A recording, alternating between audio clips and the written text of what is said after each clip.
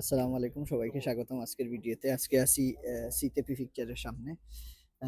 যে বিষয় নিয়ে আজকের ভিডিও শুনবেন ভালো করে কথাগুলি। মালাদি যারা জমা দিবেন, রসম মালাদি দুমন্দে তিদ্দেশি রসম মালাদি এখন খুব দ্রুত রন্ধবু পাচ্ছি। এই মাসে এই গত 15 দিনে 3টা ফাইল জমা দিছি মালাদি আজকে সহ। আজকে রুবেল ভাই জমা দিলাম 3টা ফাইল। 3জনের রন্ধবু 10 দিনের ভিতরে পাইছি। তো এর জন্য আমি বলবো যারা মালাদি কার্ড জমা দিবেন বা অসুস্থ আছেন, আপনার প্রাইভেট ডাক্তারের কাছে গিয়ে আপনি আপনার অসুস্থতার একটা সার্টিফিকেট নিয়ে সরাসরি অফিসে চলে আসবেন, আর কিছু লাগবে না। ই ফটো, ডোমিসিল, আর রিসিবিসি পাসপোর্টের কপি, আর ডাক্তারের সার্টিফিকেট, এটা নিয়ে আসলে আমরা রন্ধবু আবেদন করব। বর্তমানে আমরা 7 দিনে 5 দিনে রন্ধবু পাচ্ছি মালাদির। রন্ধবু দেওয়ার পরেই সাথে সাথে সিটেতে জমা হবে। জমা দেওয়ার পরে তারা এনএফএ আপনারে এই কিছু ডকুমেন্টস দিবে, এগুলি আপনার ডাক্তারের সিল সাপোর্ট দিয়ে জমা দিবে। তারপরে এই আপনার অফিস ভিজিট মেডিকেল, তারপরে সিজুর। খুব মালাদি সিস্টেমটা রন্ধবুটা খুব সহজ হয়েছে, 4-5 দিনে পেয়ে যাবেন রন্ধবু। এই হলো আপডেট। যারা মালাদি জমা দিবেন দেরি না করে তাড়াতাড়ি করেন। আর ফোনে আমাকে ফোন দিয়ে অনেকে এখন ইদানিং পাচ্ছেন না, কারণ আমি বেশি রন্ধেবু। যারা বিশেষ কোনো কারণে ফোন দিবেন, শুধু হোয়াটসঅ্যাপে ভয়েস রাখবেন, আমি ফ্রি হলে আনসার করব। আর ফোনে কথা বলার সময় আমার ইদানিং নাই, কারণ হচ্ছে 200টা কল আমি একা রিসিভ করা আমার পক্ষে সম্ভব না।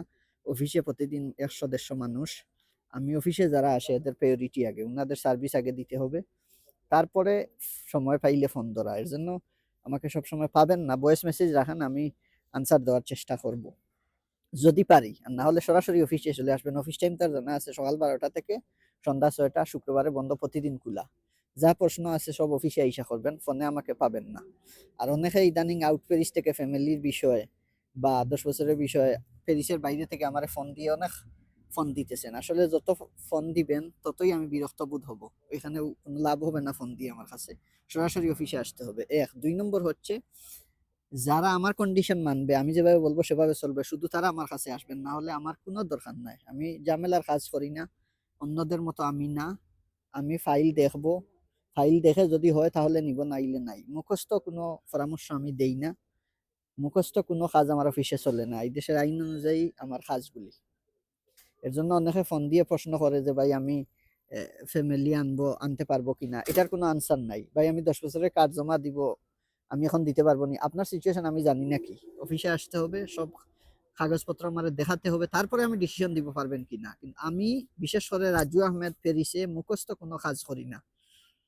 এটা মাথা থেকে ছেড়ে দিতে হবে যে মুখস্থ আমার কাছে কোনো আনসার নাই। সব ডকুমেন্ট সামনে শো করবেন, এটা ভেরিফাই করে তারপরে বলবো যদি হয়। আর না হলে আমি আনসার দিব না। এখন আমি আনসার না দিলে আমি খারাপ হয়ে গেলাম, কোনো সমস্যা নাই।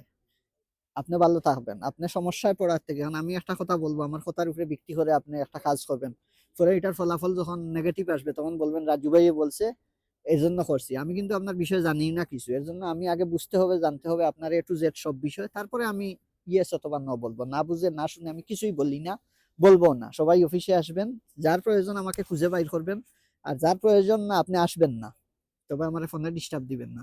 সবাই ভালো থাকবেন, আসসালামু আলাইকুম।